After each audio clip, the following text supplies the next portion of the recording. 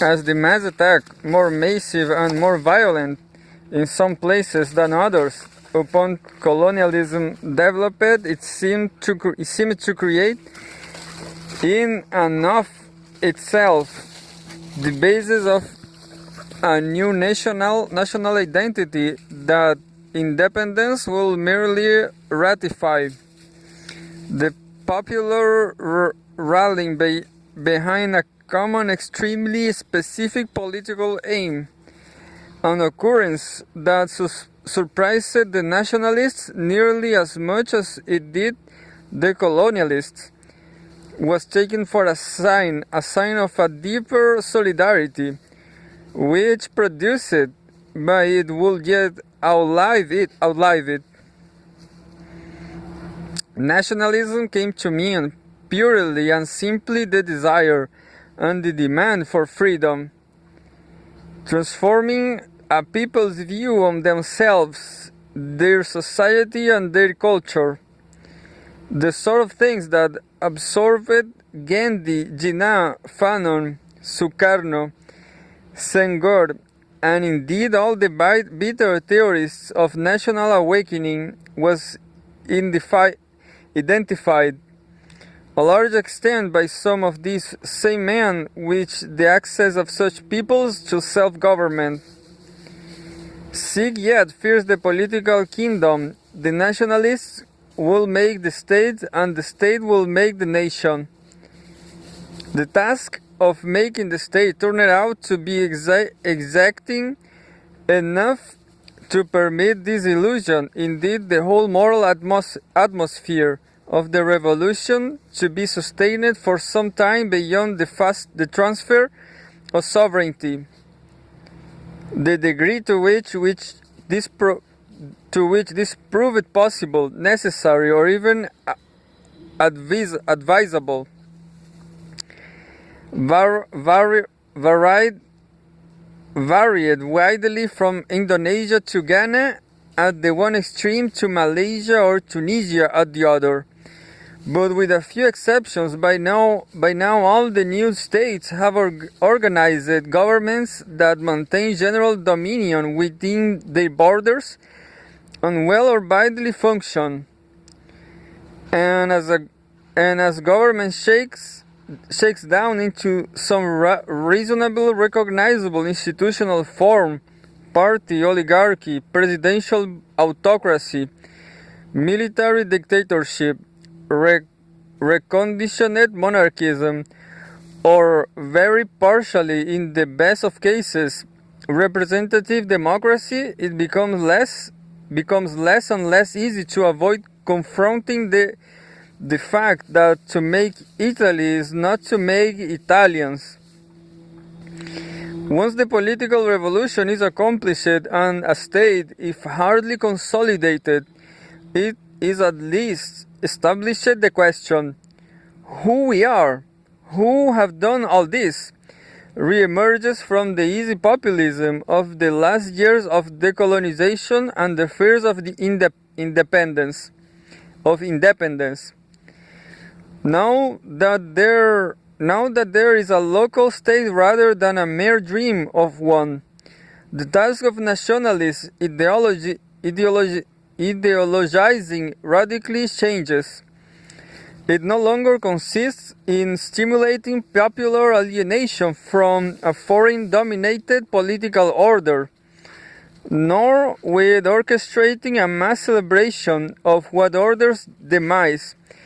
It consists in defining or trying to define a collective subject to whom the actions of the states can be internally connected, in creating or trying to create an experimental we from whose will the activities of government seem spontaneously to flow.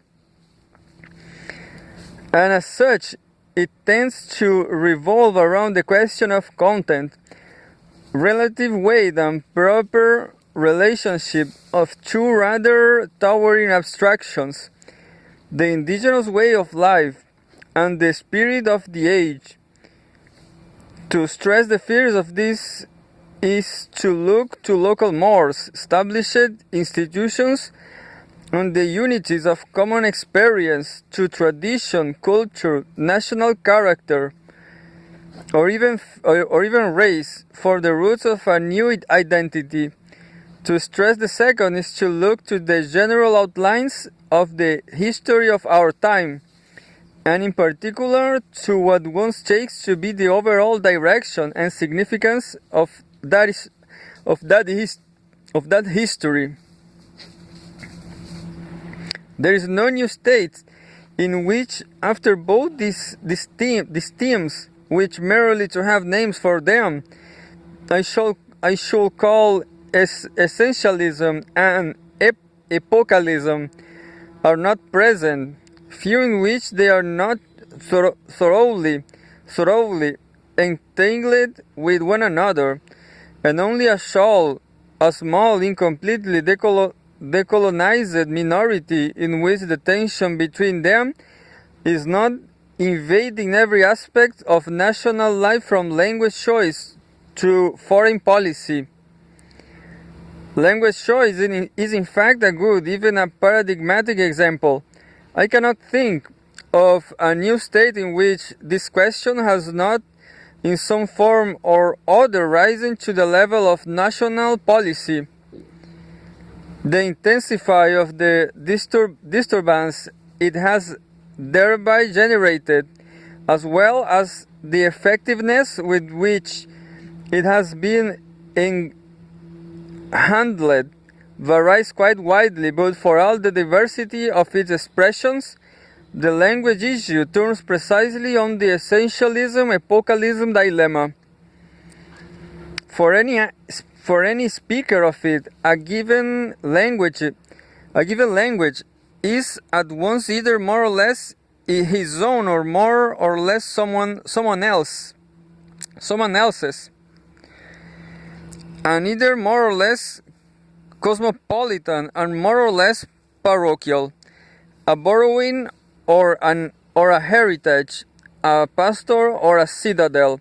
The question of whether, when, and for what purposes to use it is thus also the question of how far people should form itself by the bent of its genius, and how far by the demand of its times. The tendency to approach the language issue from the linguistic standpoint, homemade or scientific, has somewhat obscured this fact. More discussion inside the new states and out concerning the suitability of a given language for national use has suffered from the notion that this suitability turns on the inherent nature of the language, on the adequacy of its grammatical, lexical, or cultural resources to the expression of complex philosophical, scientific, political, or moral ideas. But what it really turns on is the relative importance of being able to give one's thoughts, however crude or subtle, the kind of force that the speaking one's mother tongue permits, as against being able to participate in movements or thought to which only foreign, or in some cases literary language can give access. It doesn't matter, therefore, whether in concrete form the problem is the status of classical as against colloquial Arabic in Middle Eastern countries, the place of an elite Western language amid a collection of tribal languages in sub-Saharan Africa, the complex stratification of local, regional, national, and international languages in India or the Philippines, or the replacement of a European language of limited world significance by others of greater significance in Indonesia. The underlying issue is the same. It is not whether this or that language is developed or capable of development. It is whether this or that language is psychologically immediate and whether it is an avenue to the wider community of modern culture. It is not because Swahili lacks a stable syntax or Arabic cannot build combining forms, dubious propositions in any case, that language problems are so prominent in the third world. It is because for the overwhelming majority of speakers of the overwhelming majority of languages in the new states, the two sides of this double question tend to work out inversely. What for the ordinary speaker's view is the natural vehicle of thought and feeling, and particularly in cases like Arabic, Hindi, Amharic, Khmer, or Javanese, the repository of an advanced religious, literary and artistic tradition to boot, is from the view of the main current of 20th century civilization virtually a patois, and that for that current are the established vehicle of its expression, or for that ordinary speaker at best but half familiar languages or even less familiar peoples. Formulated this way, the language problem is only the nationality problem. Read small, though in some places the conflicts arising from it are intense enough to make the relationship seem reversed. Generalize the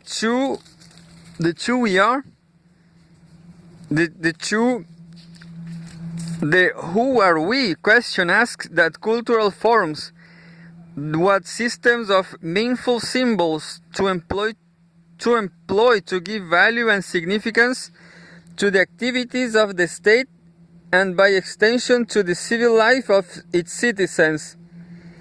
Nationalist ideologies build out of symbolic forms drawn for local traditions, which are, that is, essentially tend like vernaculars to be psychologically immediate but socially isolating. Build out of forms implicated in the general movement of contemporary history that is epocalist. They tend like lingua francas to be socially deprovincializing but psychologically forced. However, rarely is such an ideology anywhere purely essentialist or purely epocalist. All are mixed, and one can speak at best only of a bias in one direction or another, and often not even of that.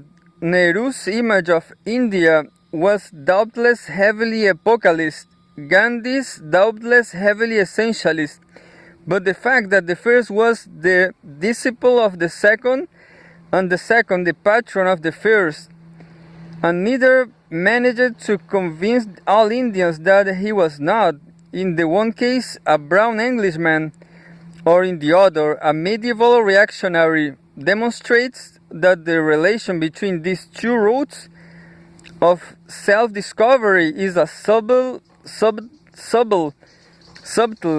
and even paradoxical one.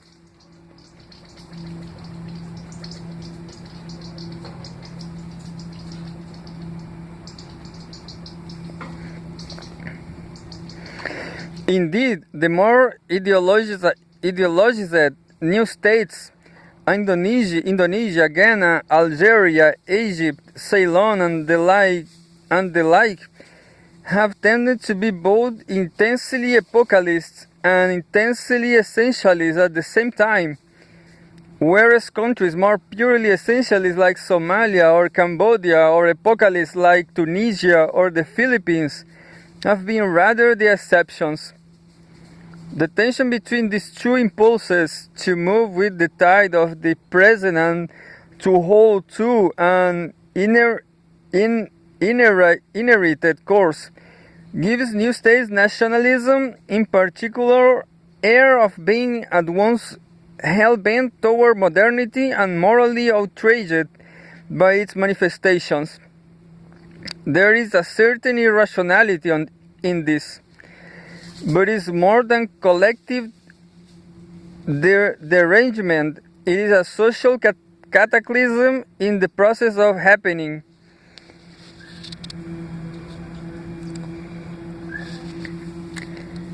Essentialism and epochalism. The interplay of essentialism and epochalism is not, therefore, a kind of cultural dialectic, a logistic of abstract ideas, but a historical process as concrete as industrialization and as tangible as war. The issues are being fought out not simply at the doctrine and argument level, though there is a great deal of both, but much more importantly in the material transformation that the social structures of all the new states are undergoing.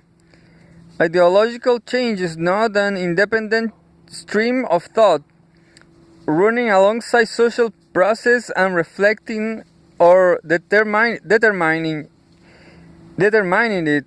It is a dimension of that process itself. The impact within any new state society of the desire for coherence and community and continuity on the one hand, and for dynamism and contemporaneity on the other, is both extremely uneven and highly nuanced. The pull of indigenous tradition is felt more heavily by its appointed on these days, rather besieged guardians, monks, mandarins, pandits, chiefs, ulema, and so on, that of what is usually referred to, not altogether accurately as the West, by the urban youth, the troubled schoolboys of Cairo, Jakarta, or Kinshasa, who have surrounded words like Shab, Pemuda, and Jeunesse with an aura of energy, idealism, impatience, and menace.